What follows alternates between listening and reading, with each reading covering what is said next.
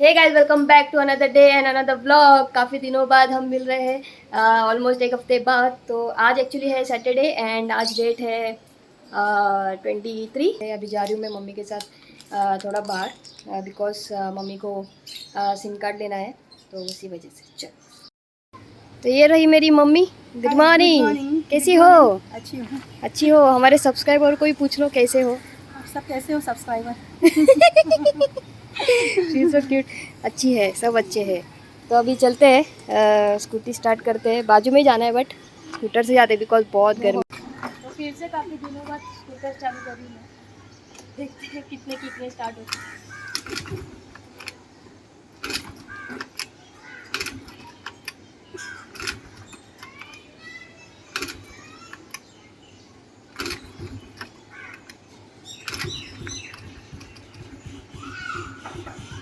हो गई। तो ये जी हम आ गए हैं एयरटेल की गैलरी में। ऐसा लग रहा है बाहर है ना भट्टी चल रही। भट्टी मतलब भट्टी भी कैसे बोलो, ऐसा लग रहा है कि कुकर के अंदर है हम। मतलब ये पूरा मुंबई कुकर हो गया है ना, हम कुकर के अंदर है। इतनी गर्मी, इतनी ह्यूमिडिटी, बॉस बाप रे, चटके भी लग रहे, ऊपर से ह्यूमिडिटी भी कितना है।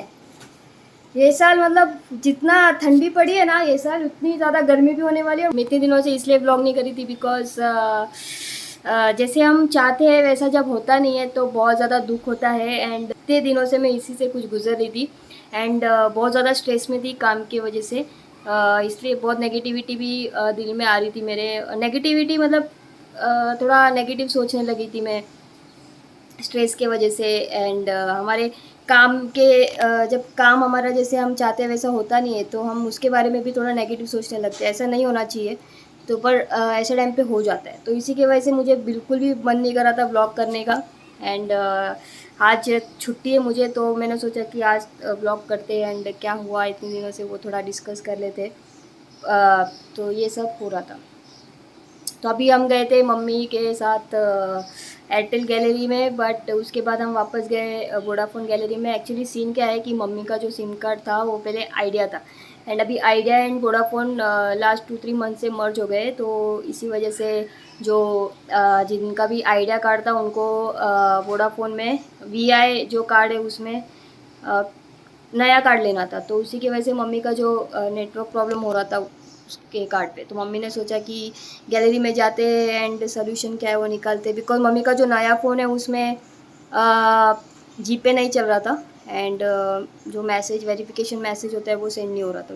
इसी की वजह से मम्मी गई थी कल गैलरी में। बट जो वोडाफोन गैलरी है उन्होंने मम्मी को नया सिम कार्ड दिया वीआई का एंड वो भी दिया पोस्ट पेड। एंड मम्मी को पोस्ट पेड नहीं चाहिए था बिकॉज मम्मी इतना यूज़ करती नहीं है। एंड उन्होंने कहा कि आपको 4 महीने तो भी 3 या 4 महीने आपको यूज़ करना पड़ेगा पोस्ट पेड।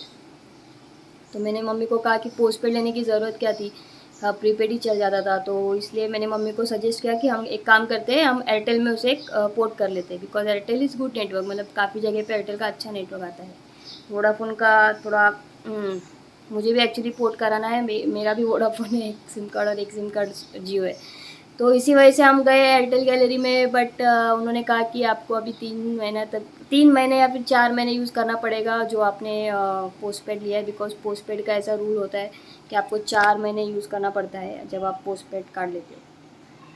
फिर से हम गए वोडाफोन गैलरी में एंड उनसे थोड़े डिस्कशन किए मैंने कि ऐसा क्यों है, मतलब क्या रीज़न है। तो उन्होंने कहा कि अभी रूल है तो रूल है, तो अभी कुछ कर नहीं सकते। तो मम्मी को मैंने कहा ठीक है अभी 3 महीने यूज़ कर लेना, उसके बाद हम सीधे नेटवर्क ही चेंज कर लेंगे, एयरटेल ले लेंगे हम। तो ऐसा सब कुछ हुआ एंड ये करने के बाद मैं अभी घर आई हूँ। अभी बज रहे 11:15।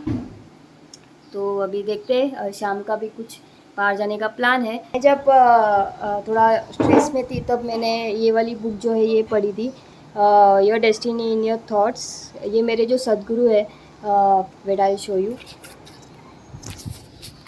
देखिए, ये जो मेरे सदगुरु है इनका नाम है सदगुरु श्री वामन राव पई।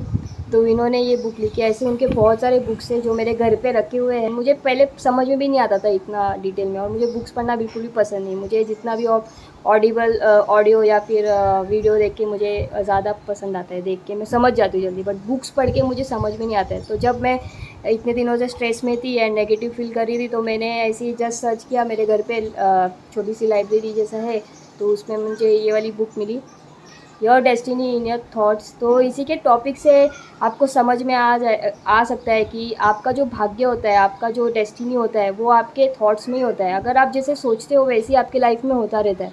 तो ये मेरे सदगुरु ने कहा है।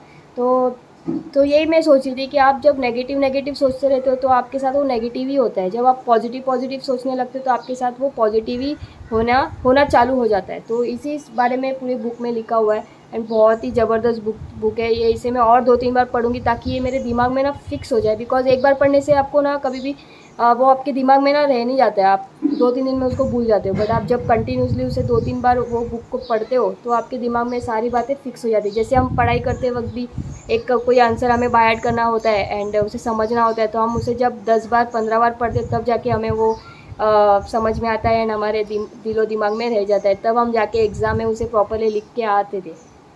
तो वैसा ही है, ये जो हमारी लाइफ है ये हमारी एग्ज़ाम ही है कि भगवान हमारी समय समय पर एग्ज़ाम लेता रहता है। तो फ़िलहाल मेरी एग्ज़ाम की घड़ी चल रही है। लाइफ में इतना स्ट्रेस आ रहा है, लाइफ में इतनी डिफ़िकल्टीज आती है। इसका मतलब यही होता है कि आपकी लाइफ में अभी एग्ज़ाम फेज़ चल रहा है। और जब आप उसे अपने अच्छे विचारों से, अच्छे कामों से जब उसे आप टैकल करते हो, उस एग्ज़ाम को पास हो जाते हो, तो आपके लाइफ में सब अच्छी चीज़ें होने लगती है। तो उसी वजह से अभी मैं इसे और 2-3 बार पढ़ूंगी एंड इसके जितने भी सद्गुरु ने जितना भी कुछ लिखा है वो सब अपने दिलो दिमाग में उसे फिक्स करूंगी। तब जाके जब भी मेरे लाइफ में स्ट्रेसफुल दिन आएगा उस दिन मैं और पॉजिटिव हो जाऊंगी। तो मुझे ऐसे कभी टाइम आएगा ही नहीं मेरे लाइफ में कि मैं उस समय नेगेटिव फील करूँ। तो ठीक है, ये सारा कुछ किया है मैंने इन हफ्तों में। तो देखते हैं आज का ये 2 दिन कैसे जाते हैं हमारे। तो ठीक है, मिलते हैं थोड़ी देर बाद।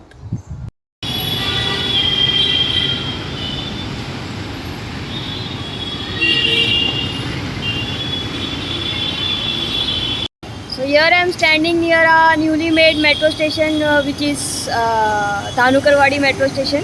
तो एक्चुअली मैं यहाँ पे अभी मम्मी का वेट कर रही हूँ एंड ये मेरी स्कूटर पीछे खड़ी है एंड सो ये एक्चुअली मुझे और मम्मी को जाना है एक प्रोग्राम अटेंड करने के लिए। सो मम्मी अभी आने वाली है कांदिवली स्टेशन से। ये एक्चुअली है हमारा लिंक रोड कांदिवली का। सो इसलिए मैं यहाँ पे वेट कर रही हूँ ताकि यहाँ से हम शॉर्टकट में निकल सकें। आणि सर्व जेवढी लोक भेटायला पुढे पुढे जावे हे राष्ट्र आमचे सर्वार्थाने पुढे पुढे जावे हे जग सुखी भावे हे जग सुखी भावे।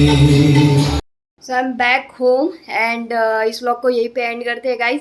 And thank you so much जितने भी लोग मेरे व्लॉग्स देख रहे हैं, चाहे वो 20, 30, 40 व्यू जितने भी मुझे मिल रहे हैं मेरे हर एक व्लॉग में, मेरा हर एक व्लॉग जो भी लोग देख रहे हैं उनके लिए thank you so much guys. आज शायद मैं स्ट्रगल कर रही हूँ व्लॉग में, बट एक दिन ऐसा होगा जब बहुत सारे लोग जुड़ेंगे हमारे चैनल पे एंड उस समय बहुत सारे व्यूज़ भी आएंगे। बट जो स्ट्रगलिंग टाइम में मेरे वीडियोस देख रहे हैं और जो मेरे हर एक वीडियो देख रहे हैं उनको मैं बहुत बहुत बहुत शुक्रिया कहूँगी। ऐसे ही साथ दीजिए। एंड हाँ, मैं हर एक व्लॉग में सोचती हूँ कि कुछ ना कुछ मैसेज देते रहो।